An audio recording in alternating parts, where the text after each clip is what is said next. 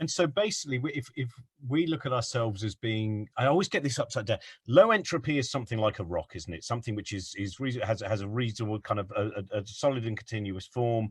High entropy is something like brains, basically, isn't it? And the higher the entropy, is it fair? Would that be fair to say that that's a kind of reasonably?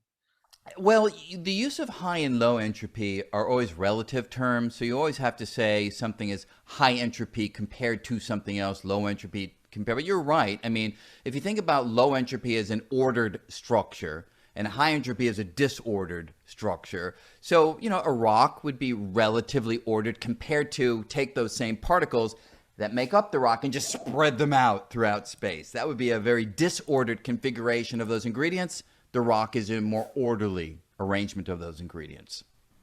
So that, and is it true that if the, would you, it might not be true, but generally the idea that the higher the entropy, the shorter the shelf life. So, or other different. In a sense, so what I would say is when you have an orderly system, a low entropy system, it's always battling the laws of physics to maintain that order. If you allow it to sit there long enough on the shelf, it will disintegrate and it will head toward a more disordered, higher entropy form. Now, we human beings know that intimately well. We battle to keep our order.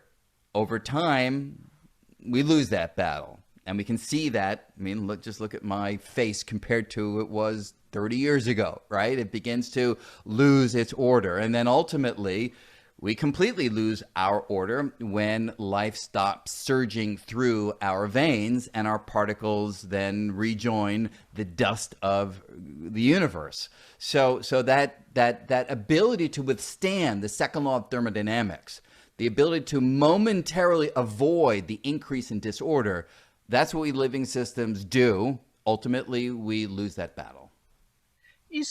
Do we have some understanding of a kind of Goldilocks time? I mean, I know that certainly in some ways in cosmology, the fact that we are able to observe other galaxies and we are able to tell the narrative of an expanding universe, there will be a point where conscious creatures will not be able to have those clues. And in the same way, I mean, I was talking to a cosmologist the other day who said the thing that depresses him most about the universe is how boring it's going to be for so long, that there will be billions, possibly trillions of years where it's just nothing of real any interest, obviously apart from blue whales and things like that every now and again due to probability, but I don't know if we're going to have time to deal with that.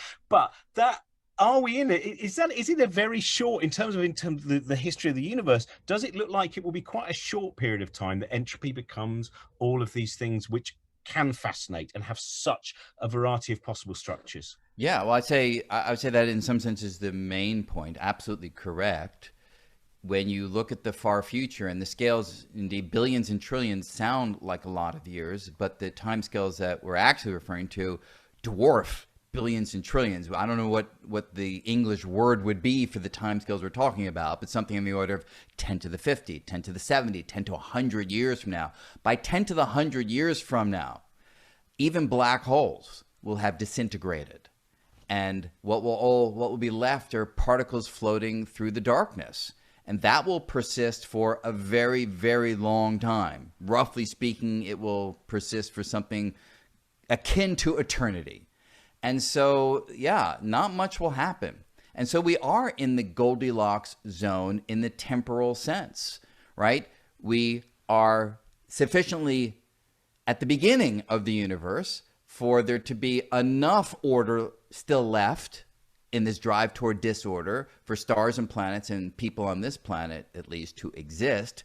But in the far future, that drive toward disorder will overwhelm every orderly structure in existence and cause it to wither, disintegrate, decay into a spray of particles. And for unfathomable durations of time, the universe will just be particles floating through the void. Can I just say there's something darkly beautiful about that phrase? Yeah. Something akin to eternity, akin to eternity. Now, I want to say there's a couple of things in the book that I really, one of the things is that certain phrases, which I think are the bias of human experience and how sometimes the understanding of physics, because once we go beyond a Newtonian, I suppose we basically experience the Newtonian universe in terms of our senses, don't we? And then, Yes. and how do you think, in what ways, in terms of technologically and philosophically, do you think we've been able to battle that bias of human experience in been the last few decades of understanding the universe? Yeah, I'd say that's the summary of the last few decades. We've been able to take these Newtonian brains, these very old-fashioned brains that were fashioned on the African savannah in order to survive, where all you needed to do was know how to throw the spear or the rock or get out of the way of an avalanche, very Newtonian situations.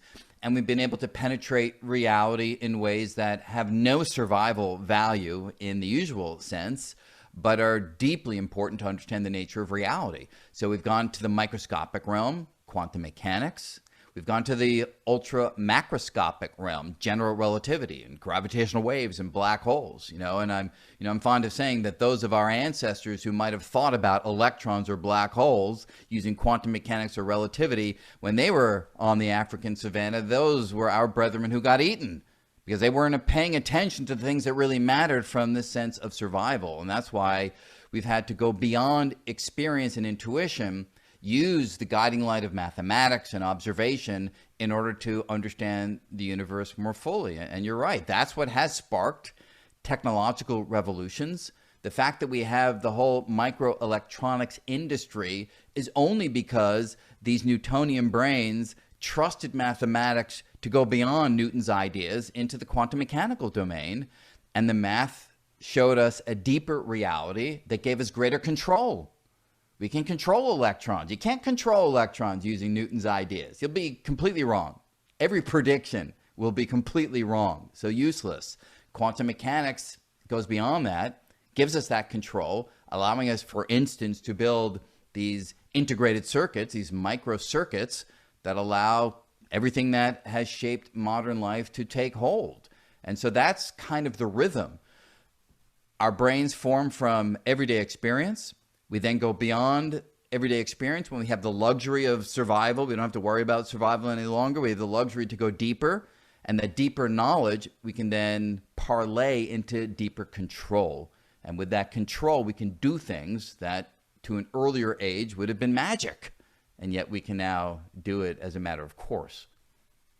How do you feel into thinking of quantum mechanics? There's, I think it was probably Richard Feynman in the early 60s, and he's not the only one to have said that anyone who says they understand quantum mechanics doesn't really understand quantum mechanics.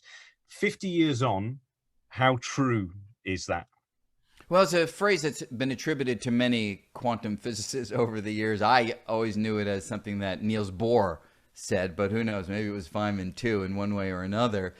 And I'd say that it's still kind of true. Now, I need to emphasize, we who train ourselves and our students in quantum mechanics, it's not that we don't understand it in the sense that we can solve problems and we can do calculations that match our observations to stupendous precision, right? We can calculate magnetic properties of electrons and then measure those properties, and they agree digit by digit by digit to like 10 digits after the decimal point. That is a stupendous agreement between experiment, observation, and calculation. So in that sense, we understand it really well. But if you ask, do we have an intuition? The way we have an intuition about, you throw a baseball, you have an intuition about the trajectory it's going to follow. Do we have a deep intuition about quantum mechanics? And for most of us, if not all of us, the answer is no. We can follow the math and we can let the math guide our understanding. But since we've never experienced the quantum realm directly, and since intuition is built up from the things that you experience directly, we lack that kind of understanding. I think that's what Niels Bohr and Richard Feynman were really talking about, that lack of an intuition, a deep, in your bones understanding of the quantum world. Mentioning Niels Bohr, that reminds me of this that great story. I think was it Wolfgang Pauli, where he was watching a lecture of his, and he went up to him afterwards and he said, "Just so you know, we all think your theory is crazy, but the question is it crazy enough?" Yeah. And yeah. again, is that still? I mean, this is. I think these stories, why I find them so important, is they show the necessity of imagination. And I think, Jacob Bronowski spent so long lecturing about the fact that science and imagination are things that work together. There's not imagination for arts and counting for science. And I think that they seem such important points to hit on. They are. And I sort of have two minds on that way of thinking. One resonates exactly with what you're saying. When you think about quantum mechanics, even as we currently understand it, the ideas are, in a sense, crazy. I mean, if Isaac Newton were to be resurrected, we could easily teach him quantum mechanics. But at first, I have little doubt he'll be like, what are you talking about? Wave functions and probabilities? Come on. What are you guys talking? And then over time, Newton, who's smarter than all of us, would get it and obviously push the frontiers even further. But the idea is that the world's governed by probabilities and wave motion as opposed to particulate ingredients in the traditional Newtonian sense. It's so counter to experience that it is kind of crazy. Now, there are indeed still features of quantum mechanics that we don't understand at all. There's a feature, probably take us too far afield, called the quantum measurement problem, which basically is just the conundrum that we don't know how to go from the math of a description of the world in terms of probabilities to the definite world that we all experience upon observation. How do we make that transition? Still, to the mind of many, including me, that is an unknown. And that may take an even crazier idea than anything that we've had so far to resolve that puzzle. So imagination, craziness, all are vital. Now, the only reason I said I've got two minds about it is there's a danger that people say, oh, well, quantum mechanics is crazy. And yeah, you know, ESP and aliens and UFOs and telepathy, that's crazy. And therefore, maybe quantum mechanics is the explanation for all the craziness that we like to imagine might be part of the world. And that's an equation that doesn't work. The craziness of quantum mechanics is straitjacketed by the language of mathematics in a very specific way that makes predictions about the world that we can test. And other crazy ideas about the world, as we see them floating around on the internet, they don't do that. They don't make predictions about the world that we can test through replicable observation and experiment. And so taking craziness too far can be a deep problem. Yeah, it's always that disconcerting thing where you go into a book search engine and you put in just quantum and you see how many, you go, that's not a physics book, that's not a physics book, Yeah. that's a diet. That, you know, it's kind of, yeah, it's in. I wanted to, because I'm always intrigued by what you see in your head if you see anything. Some of the ideas where I was talking to a cosmologist, something that I'd never thought about before, and I always get this wrong. Planck time is it 10 to the minus 38 of a second or 30 seconds? I'm always at slightly. Usually 10 to minus 43 seconds or so. Oh but man, it's tiny. on that. It's tiny. It's terrible. But when he was explaining to me, but that doesn't actually mean that amount of time, because at that point that you go back, we no longer have time, and suddenly that and for me, that's like Roy Scheider when he sees a shark in Jaws. The whole background, wah! And I just wondered about points when you're dealing with that, what you are able to place in your mind, whether sometimes it is visual elements in your mind, whether it is equations in your mind. How do you assimilate those kind of things? Well, I do my best in my actual research, not just in writing for the public. I do my best to always have kind of a running visual catalog of the mathematical ideas that I'm dealing with, because at least, you know, people are different, researchers are different, but my sense of understanding never feels complete if it's just the equation, if it's just the mathematics. There are others for whom that's all you need. Once you got the math, you're done. I don't need to think about it any further. I do need to think further. And so, sure, when I'm developing ideas of quantum mechanics, I do have pictures of oscillating waves and probabilities in the more human sense that we experience from everyday life. I always try to connect them together so that I can use my intuition that comes from the everyday world and try to shape it through my mathematical understanding. And in some sense, try to do what evolution has done over the course of many generations of human beings. I try to do that to myself through the language of math to shape my own visualizations and images of the world. And there are things that are challenging. I mean, to think about the Planck time, to give the example that you gave. I mean, yeah, I can think about a short duration, but, you know, 10 to the minus 43 seconds. And then, as you rightly say, at that point, you're pressing up against the boundary of where the concept of time itself has any meaning. Similarly, if you're talking, you know, 10 to the minus 33 centimeters, you're talking about distances that brush up against the limit for which the word distance or space itself has any meaning. And so I think many of us take these ideas in poetically. I mean, I don't know that anybody has really developed the new mental catalog and the new mental intuition so that these ideas are as intuitive as 1 hour or, 35 centimeters. I've never encountered anyone who has such a deep intuition about the world that they've been able to change their own engagement with these ideas. But I suspect, maybe 100 generations from now, when these ideas are more directly part of the zeitgeist, maybe people will just have a different way of thinking about the world. I mean, clearly, the way we think about the kinds of things that Newton thought about, I think we understand it at a more emotional and a more visceral and a more visual way than scientists of an earlier generation, just because we've lived with it as a species, we've lived with it for centuries. And I think that's what you need. You need to live with ideas as a species for centuries before they are just so fully stitched into understanding that they're second nature.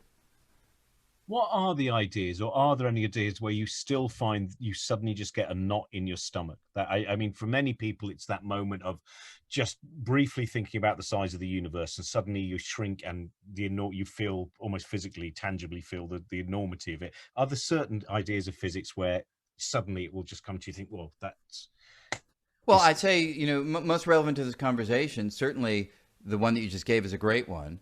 We in physics deal with enormous distances all the time, and you become inured to it. But if you step back and think about, the distance to the Andromeda galaxy and how that's almost nothing on the scales of the cosmos as a whole, and you think about the footprint that we have in that reality, yeah, it can shake your sense of self. And similarly for the temporal domain, as we were talking about before, when you think about 100 years of a human lifetime compared to what, 10 to the 100 years for the black holes that are in the centers of galaxies, yes, it can give you a hollow sense of dread inside. So those are mind-kicking ideas that science allows us to understand mathematically, but when you take them in, not just as a math or an abstract idea, when you take them in as something that shapes your own world, yeah, it can make you lose your breath. You talk a little bit about ritual. You talk about after the death of your father, and that still some of the religious ritual that came in, even though you are not a religious person, the importance of that.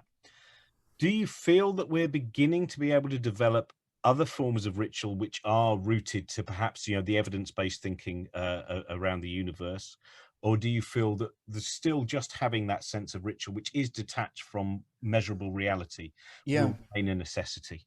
I think much more toward the latter, because the rituals that, at least for me, that have been the most profound, and again, I'm not a religious person, I think it's important to emphasize that, but certain rituals have had a profound impact on me because of the fact that they have been around with the species for thousands of years. And that's what gives certain, say, religious rituals a pull on me. It's not that I have a belief in some literal truth in those rituals, but rather I feel a connection to a long trail of brethren reaching back across the millennia. And we are a deeply social species.